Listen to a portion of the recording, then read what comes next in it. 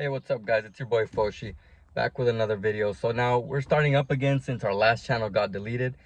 If you guys already followed me, you guys already kind of know that and figured that out by now.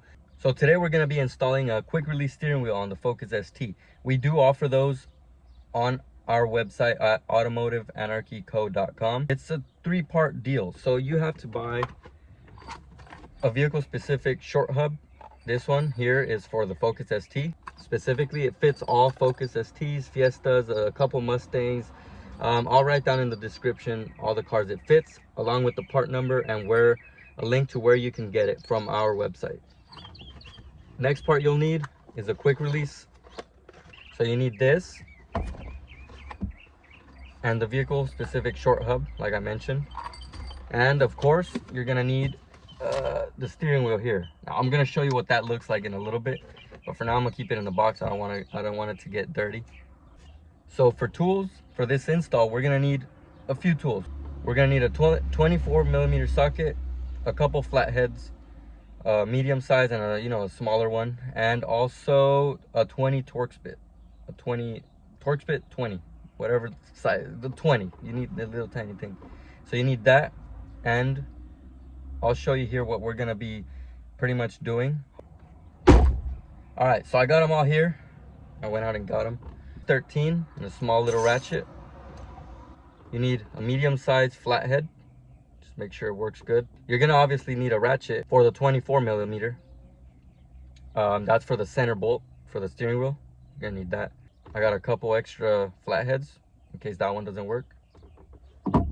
Also for the 20 Torx bit, I have a 1/4-inch socket because I lost my little connector for the Torx bits. So we're gonna stick that in to the Torx bit, and this is a 20 Torx bit right here. And we're also gonna need another ratchet, or if you only have one, you could just reuse the one you're using the 13 socket from. Another thing, you're gonna need a torque wrench. If you don't have a torque wrench, you could rent it, you could borrow it from a friend or something. The only reason we need this is to torque the center bolt back down to 35 feet-pounds or foot-pounds.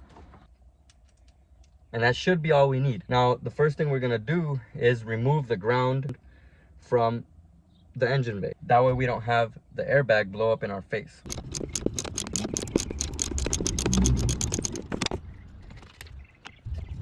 All right, so we removed those in that little hole you see there, the square, on both sides.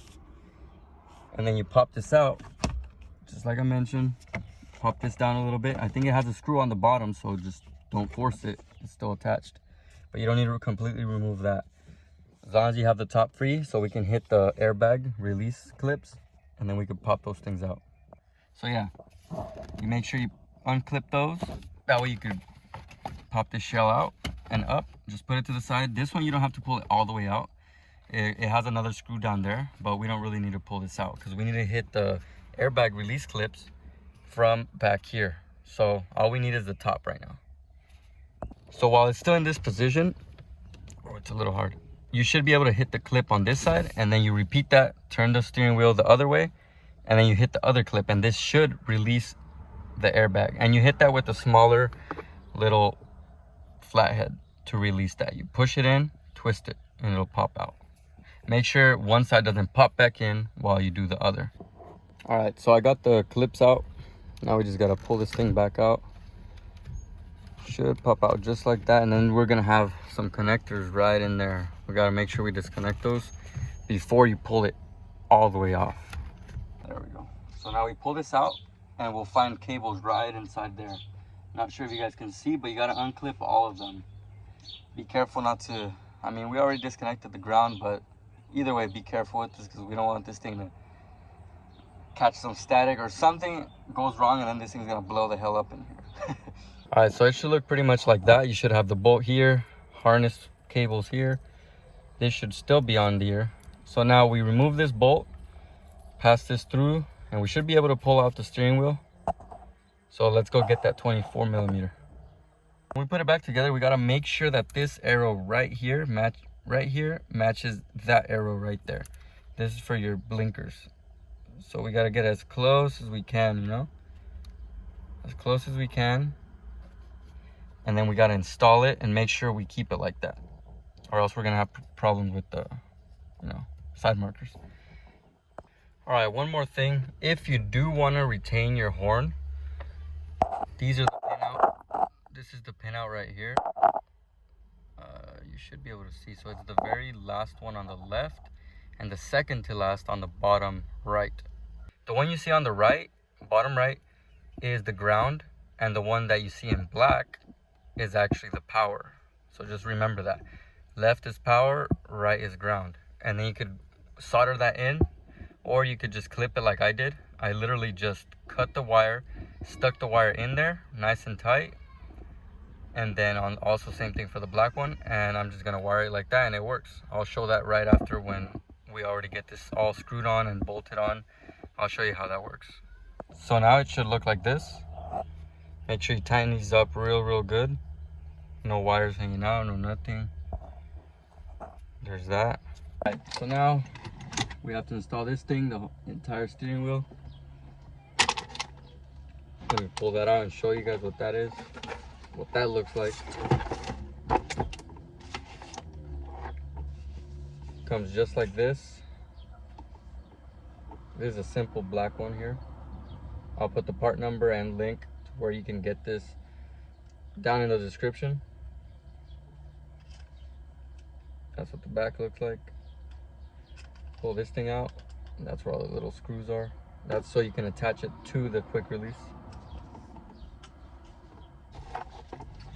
It also comes with a couple stickers, a little thank you note, and it should come with a tool also. So you attach the quick release.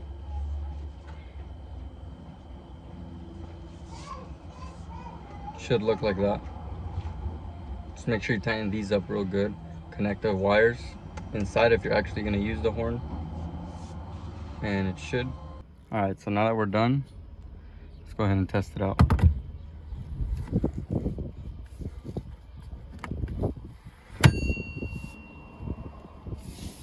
So yeah, if you want to get the ding out of this steering wheel, you got to remove the ring. So if it comes with a ring, more than likely it's not going to make the ding. If it comes with the ring, it's not going to make the ding. So you have to remove it in order to get the ding, if that's what you want. If you care more about looks, then you could just leave it on there and that's fine. You can see where they had the glue there. I'll clean that up after. But yeah, pretty much that's it.